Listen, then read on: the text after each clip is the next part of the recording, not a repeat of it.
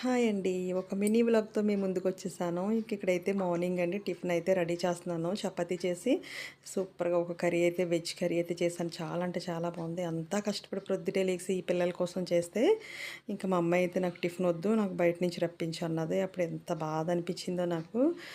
ఒక్కసారి తిన్నమ్మా ఎంత బాగుందో తెలుసా అని చెప్పేసి అయితే నేను తిన్న, నాకు బయట టిఫినే కావాలన్నది. ఇంక నేను ఏం చేశానంటే ఇంకా టిఫిన్ ఇంకా ఆహ్, మా అమ్మాయికి తినిపించానమాట. అప్పుడైతే దానికి టేస్ట్ బాగా నచ్చేసింది.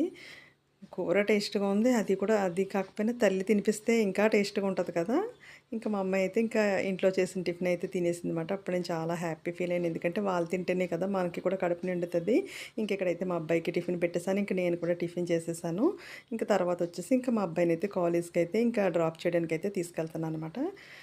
ఇక్కడైతే మా అబ్బాయిని డ్రాప్ చేసేసి ఇంకా ఇంటికైతే వచ్చేసానండి.